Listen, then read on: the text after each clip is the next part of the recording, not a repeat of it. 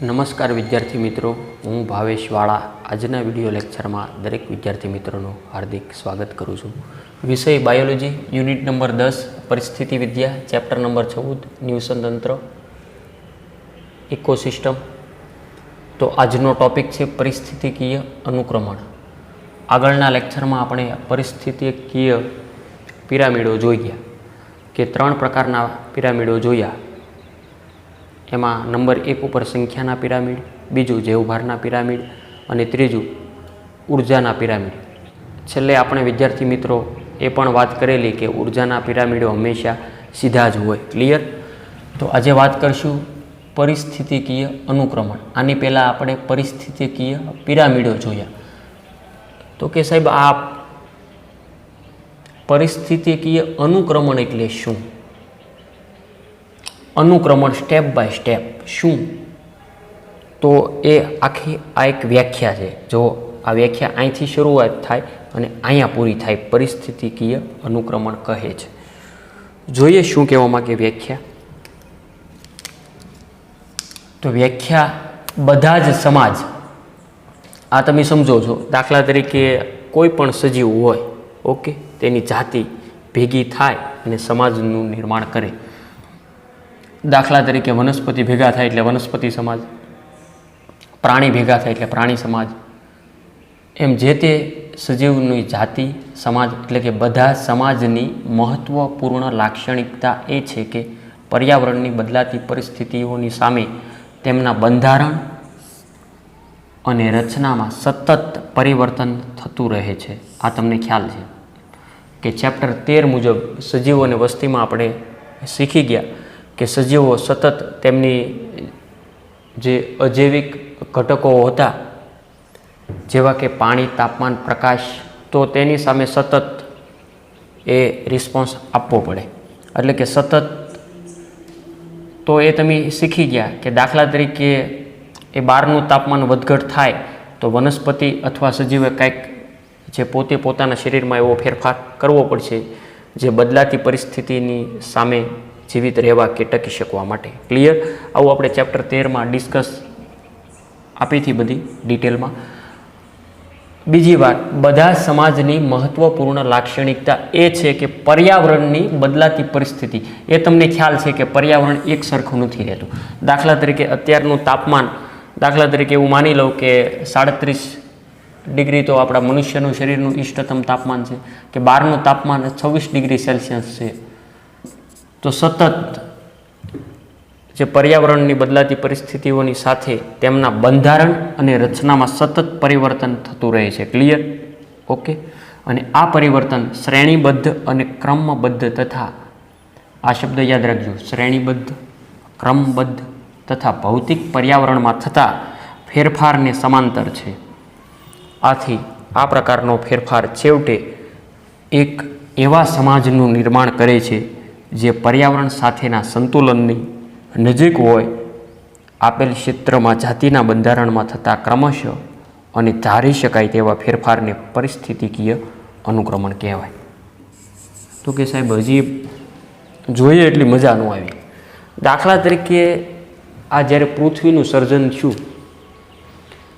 સૌ પ્રથમ જે જાતિ આવી, તો તમને ખબર છે કે રણ નિવાસી વનસ્પતિ હોય કે રણ નિવાસી સજીવો છે, તો એ રણને અનુકૂલિત થયા. ઓકે. એવી રીતના દાખલા તરીકે બરફ આચ્છાદિત વિસ્તાર હોય, કોઈ ઠંડો પર્વત, તો ત્યાં જે સસ્તન વર્ગના પ્રાણીઓ કે કેટલીક વનસ્પતિઓ ડેવલપ થયેલી છે, તો તે બદલાતું એટમોસ્ફિયરને અનુકૂલિત થયેલી હોય. જલીય વનસ્પતિ જળ. એટલે જ્યારે પૃથ્વી ઉપર લાખો વર્ષના સમયગાળા દરમિયાન કે લાખો વર્ષના અંતે જે કાંઈ અનુકૂલન સાધ્યું, એક પ્રકારનું પરિસ્થિતિકીય અનુકૂલન થયું. ક્લિયર? હવે તમને સમજાય છે. દાખલા તરીકે સૌ પ્રથમ જ્યારે આખી પૃથ્વીનું સર્જન થયું હોય કે બધા સમાજની મહત્ત્વપૂર્ણ લાક્ષણિકતા એ છે કે પર્યાવરણની બદલાતી પરિસ્થિતિનો સામનો કરે, એ તો આપણને ખ્યાલ છે. એટલે કે એક એવા સમાજનું નિર્માણ કરે છે જે પર્યાવરણ સાથે સંતુલનની નજીક હોય, એટલે કે તેનો સામનો કરી શકે. દાખલા તરીકે એવું માની લો કે દાખલા તરીકે સફરજનનું વૃક્ષ ઠંડા પર્વતમાં થાય. હવે અહીંયા દાખલા તરીકે આપણા વિસ્તારની અંદર ઉષ્ણકટિબંધવાળા વિસ્તારની અંદર લાવવામાં આવે તો દાખલા તરીકે અમુક સમયે ધીમે ધીમે એ અનુકૂલિત છું તો એ એક પ્રકારનું પરિસ્થિતિકીય અનુક્રમણ છું કહેવાય. એટલે કે આપેલ ક્ષેત્રમાં જાતિના બંધારણમાં થતા ક્રમશઃ અને ધારી શકાય તેવા ફેરફારોને પરિસ્થિતિકીય અનુક્રમણ કહેવાય.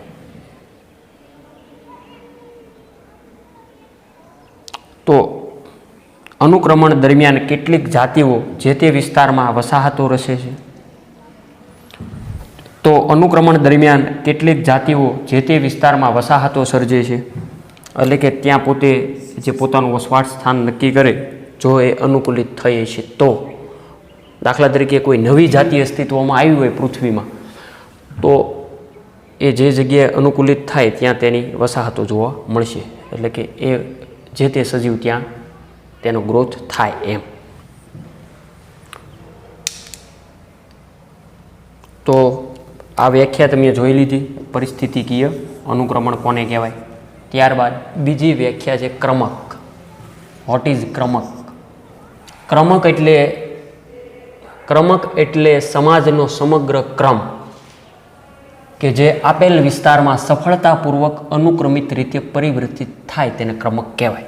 દાખલા તરીકે અનુક્રમણ છું અને કોઈ જાતિ દાખલા તરીકે આવી. દાખલા તરીકે એવું માની લો કે કોઈ નવી જ વનસ્પતિ આવી તો એ દાખલા તરીકે રણ પ્રદેશમાં થશે, શુષ્ક પ્રદેશમાં થાય કે બરફ આચ્છાદિત અથવા શીતોષ્ણ સમશીતોષ્ણ જે તે વિસ્તારમાં એને વધારે અનુકૂલિત હશે ત્યાં એ જોવા મળશે. એટલે કે ત્યાં તેનું પરિસ્થિતિકીય અનુક્રમણ છું અને ત્યારબાદ જો તેની સંખ્યામાં વધારો થાય તો એ ક્રમક સમજવું કે સમાજનો સમગ્ર ક્રમ જે આપેલ વિસ્તારમાં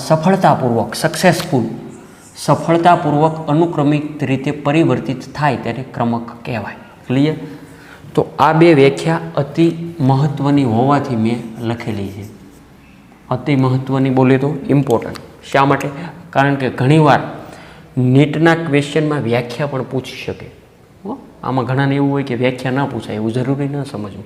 વ્યાખ્યા પણ આખી આપેલી હોય અને તમને પૂછે કે આપેલી વ્યાખ્યા શેની છે, અથવા તમને 4 વ્યાખ્યા આપી હોય તો એમાંથી એવું પણ તમને પૂછી શકે કે દાખલા તરીકે નીચેનામાંથી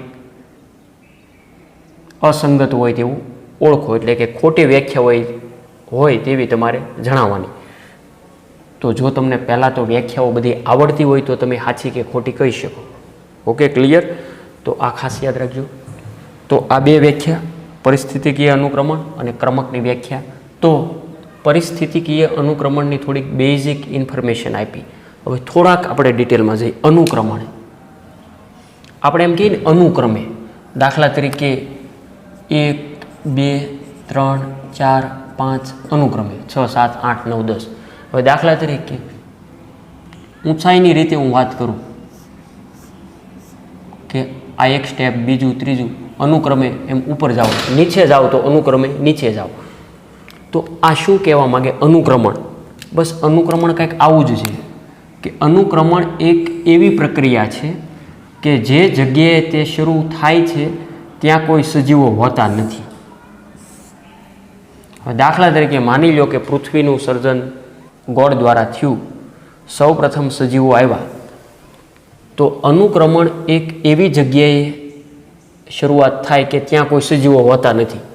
દાખલા તરીકે માની લો કે કોઈ લાવા જમીનમાંથી ફાટી નીકળો, એ લાવા અને ત્યારબાદ એ લાવા ધીમે ધીમે ઠરશે. લાખો કરોડો વર્ષના અંતે એ દાખલા તરીકે લાવા ઠરીને શાંત થઈ ગયું.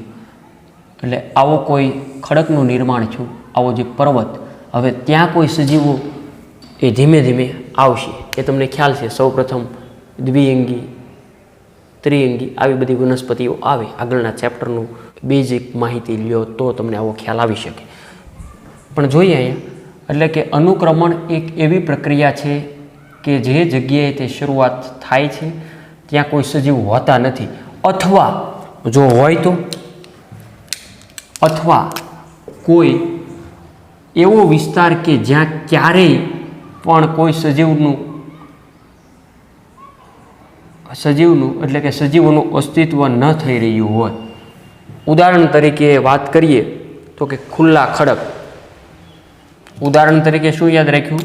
ખુલ્લા ખડકની અંદર ખુલ્લા ખડક કે જ્યાં પહેલાં ક્યારેય સજીવો, હવે દાખલા તરીકે માની લો કે ખુલ્લા ખડક કે જ્યાં પહેલાં ક્યારેક સજીવો હતા પણ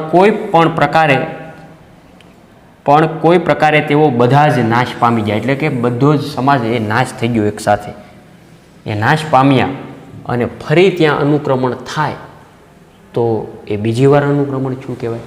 સૌપ્રથમ માની લો કે આ લાવા છે, આ કોઈ ખડક ઉપર કોઈ હતું જ નહીં ને પ્રથમ આવ્યા તો પ્રાથમિક, અને આ દાખલા તરીકે પ્રાથમિક જે તે સજીવો છે, હવે દાખલા તરીકે ભૂકંપ થયો ને બધા એકસાથે મરી ગયા અને બીજી કોઈ જાતિ ત્યાં અસ્તિત્વમાં આવે તો એ દ્વિતીયક અનુક્રમણ. એનો મતલબ એમ થયું સ્ટુડન્ટ કે અનુક્રમણના બે પ્રકાર છે. અનુક્રમણના બે પ્રકાર કયા કયા? તો કે પ્રથમ છે પ્રાથમિક અનુક્રમણ, જ્યાં ક્યારેય અનુક્રમણ જોવા જ ન મળેલું હોય અને ઓલરેડી હોય ને કોઈ પણ કારણોસર તે નાશ થઈ ગયું હોય ને ત્યાં બીજી વાર અનુક્રમણ થાય તો તેવા અનુક્રમણને શું કહેવાય? દ્વિતીયક અનુક્રમણ. ક્લિયર? તો આ જે પ્રાથમિક અનુક્રમણ અને દ્વિતીયક અનુક્રમણ આપણે ડિટેલમાં જોઈએ. બહુ સહેલું છે, અહીંયા ને અહીંયા યાદ રહી જાય. પરિસ્થિતિકીય અનુક્રમણ સૌપ્રથમ પહેલાં એટલું વ્યવસ્થિત લખી લો, ત્યારબાદ પ્રાથમિક અનુક્રમણ જોઈએ.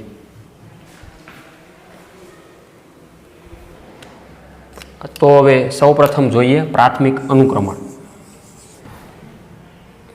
સમજવાનું છે ખાસ કે આ દાખલા તરીકે જમીન છે,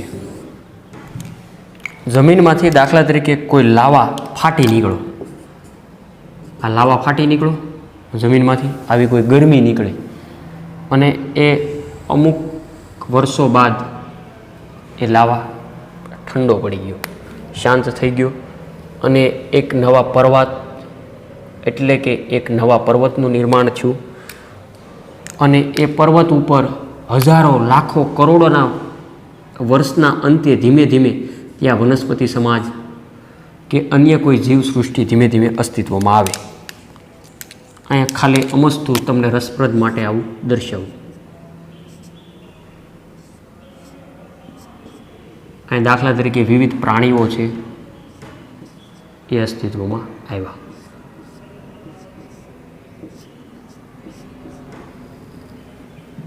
ઓકે, તો આને આપણે ગણી શકીએ પ્રાથમિક અનુક્રમણ. વસ્તુ ક્લિયર? જે પ્રથમ વાર થયું એટલા માટે શું કહેવાય? પ્રાથમિક અનુક્રમણ. હવે ત્યારબાદ દ્વિતીયક અનુક્રમણ.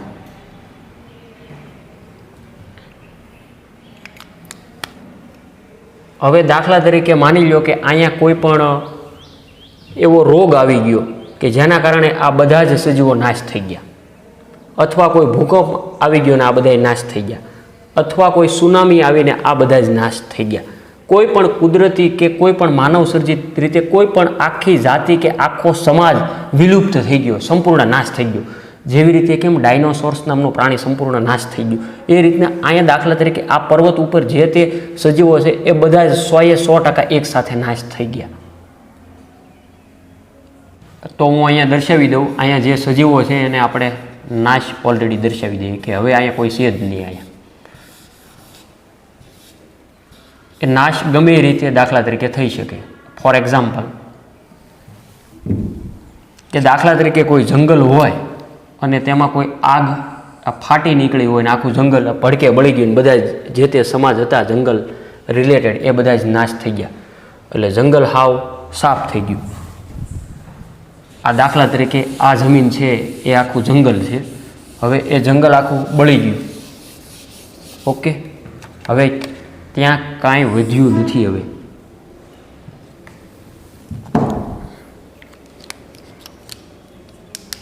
હવે માની લો કે થોડાક કે હજારો કરોડો વર્ષ બાદ ધીમે ધીમે ત્યાં દાખલા તરીકે ખેતી લાયક જમીન વિકસાવવામાં આવે, અથવા ત્યાં કોઈ વનસ્પતિ ઉગી નીકળે, અથવા ત્યાં કોઈ નવા સજીવો નિર્માણ થાય, કોઈ સૂક્ષ્મજીવો કે આ XYZ, તો આ દ્વિતીયક અનુક્રમણ ગણવું.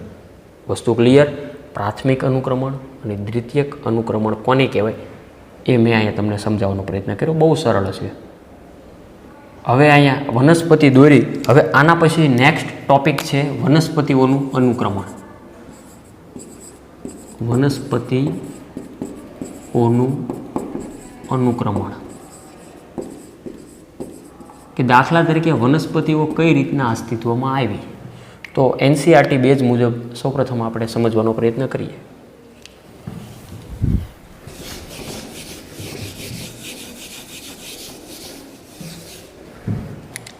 હવે દાખલા તરીકે આ કોઈ જે પાણીનું તળાવ છે એવું માની લો. તો આ તળાવની અંદર પાણી ભરેલું છે. તો ત્યાં જે પ્રથમ જાતિ આવે તેને પાયાની જાતિ કહેવાય. ઓકે. તો દાખલા તરીકે સૌ પ્રથમ વનસ્પતિ પ્લવકો ત્યાં નિર્માણ થશે. સૌ પ્રથમ દાખલા તરીકે ગ્રીન મેં વનસ્પતિ પ્લવકો દર્શાવ્યા. ત્યારબાદ ધીમે ધીમે પ્રાણી પ્લવકો અસ્તિત્વમાં આવશે જે વનસ્પતિનું ભક્ષણ કરશે અને ધીમે ધીમે આ સૃષ્ટિનું સર્જન આગળ વધે એમ.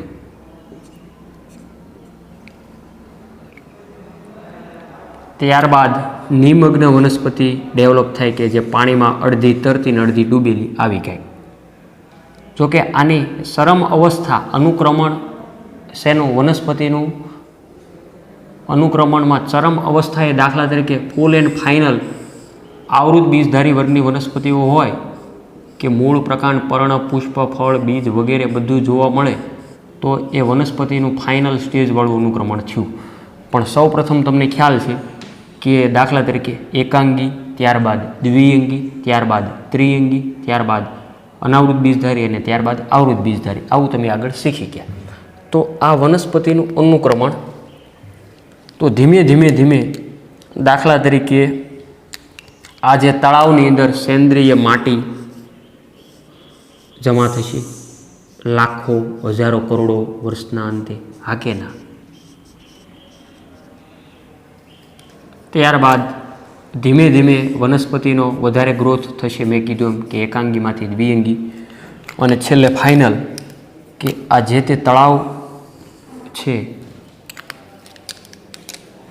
એ ધીમે ધીમે લાખો કરોડો વર્ષના અંતે એવું માની લો કે માટીથી આખું બુરાઈ ગયું. ઓકે. હવે અહીંયા કોઈ આવું તળાવ છે જ નહીં, અહીંયા આખું માટીથી, અને ત્યાં આખું જે ઘટાદાર જંગલનું નિર્માણ થઈ ગયું હજારો લાખો કરોડો વર્ષના અંતે.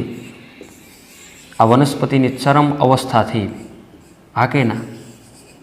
આવું જે ઘટાદાર જંગલનું નિર્માણ થયું તો આ વનસ્પતિનું અનુક્રમણ થયું કહેવાય.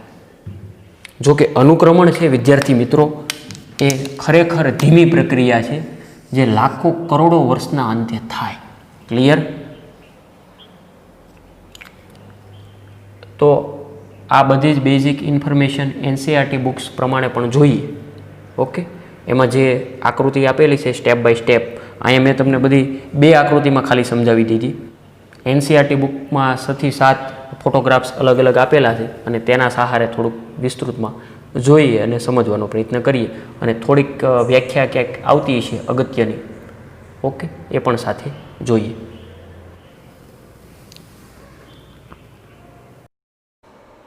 તો વિદ્યાર્થી મિત્રો આ સ્લાઇડમાં જોઈ શકો કે પરિસ્થિતિકીય અનુક્રમણ બોલે તો ઇકોલોજીકલ સક્સેશન. તો અહીંયા ગ્રીન હાઇલાઇટ કર્યું છે તે ખાસ યાદ રાખવાનું છે કે પરિસ્થિતિકીય અનુક્રમણ શબ્દ આપનાર વૈજ્ઞાનિક તો હલ નામના વૈજ્ઞાનિકે આ શબ્દ આપેલો. ક્લિયર?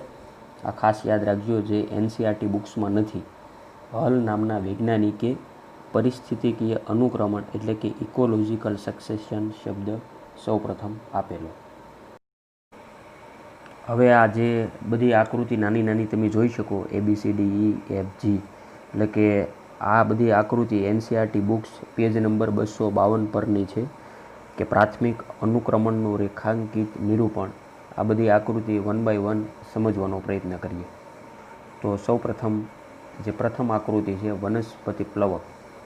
તો અહીંયા તમે જોઈ શકો કે દાખલા તરીકે કોઈ એક જે તળાવ છે તો તળાવનું જંગલમાં રૂપાંતર થઈ ગયું છેલ્લે લાસ્ટ ફૂલ એન્ડ ફાઇનલ. આકૃતિ એમાં તમે જોઈ શકો કે સૌપ્રથમ નવું નિર્માણ થયેલું તળાવ છે.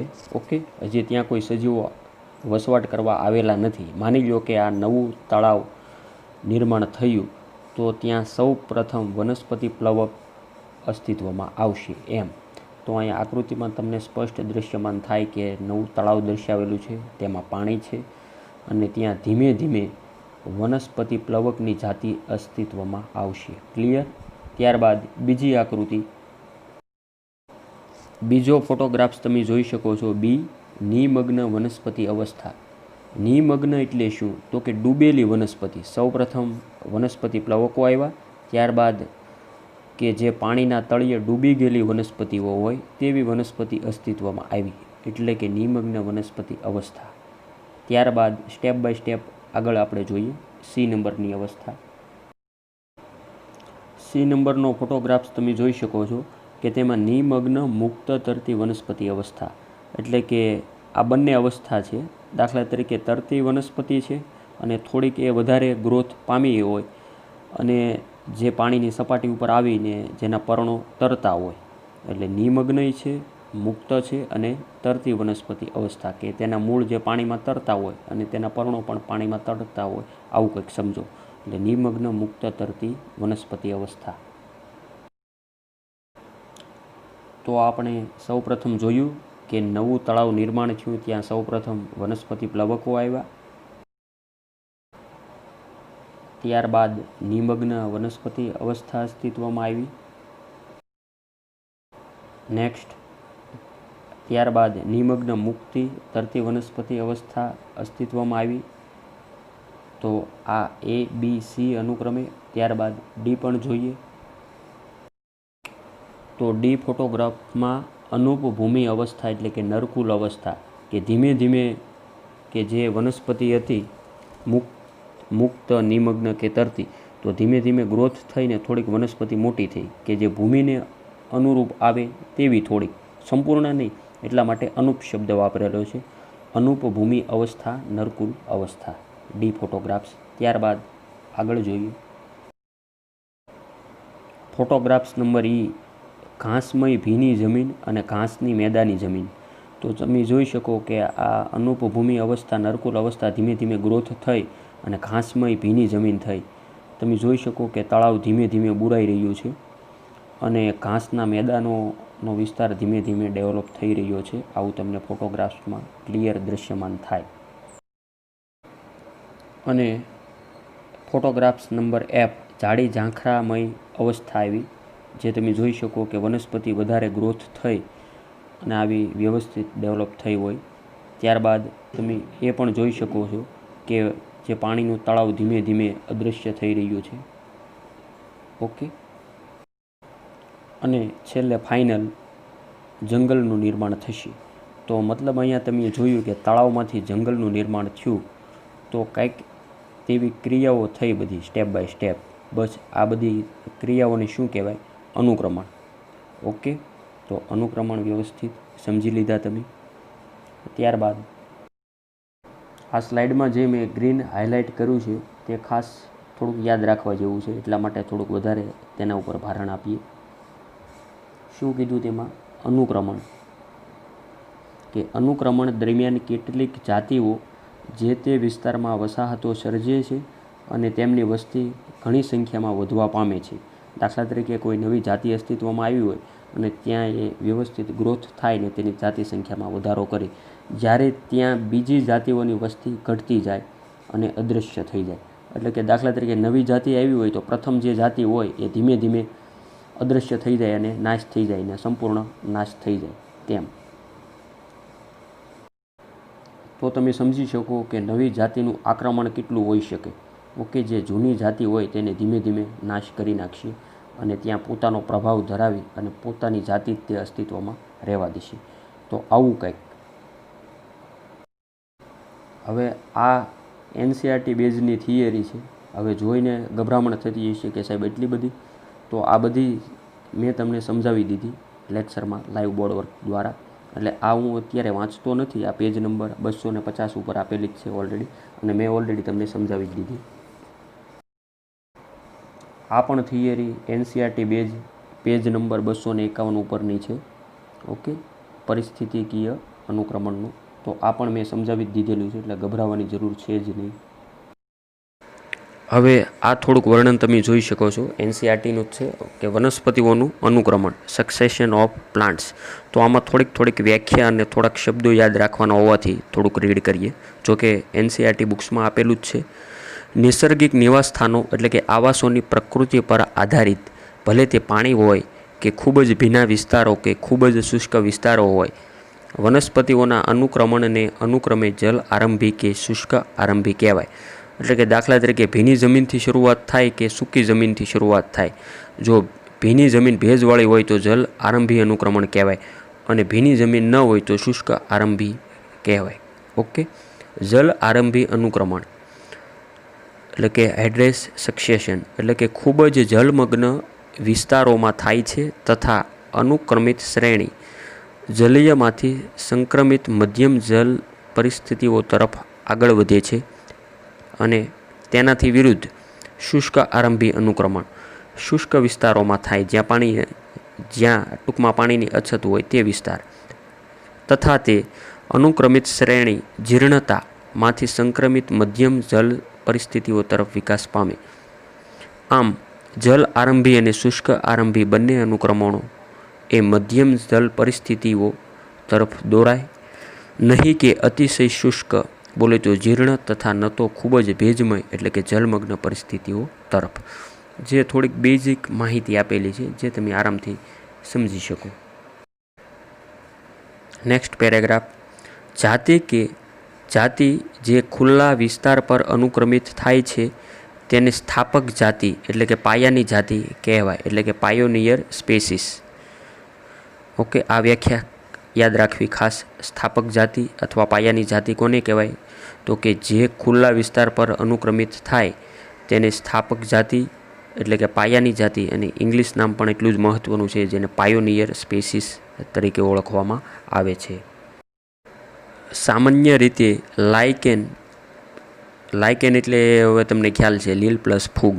ઓકે, તેનો સહજીવી સંબંધ આપણે આગળ ચેપ્ટર 13માં જોઈ ગયા કે સામાન્ય રીતે લાઇકેન ખડકો પર સૌપ્રથમ પ્રાથમિક અનુક્રમણ કરે કે જે ખડકને પીગળાવવા એટલે કે ઓગળાવવા માટે એસિડનો સ્ત્રાવ કરવા સક્ષમ હોય અને અપક્ષયન તથા ભૂમિ નિર્માણમાં સહાયક બને. ત્યાર પછી તે દ્વિઅંગીઓ જેવી ખૂબ જ નાની વનસ્પતિઓ માટેના વિકાસનો માર્ગ બનાવે છે કે જેઓ ભૂમિની ઓછી માત્રામાં પણ પોતાની પકડ જકડી રાખવા સક્ષમ છે. સમયની સાથે મોટી વનસ્પતિઓ દ્વારા સફળતાપૂર્વક તેમનું સ્થાન લેવાય છે અને પછી કેટલીક વધુ અવસ્થાઓ બાદ અંતે એક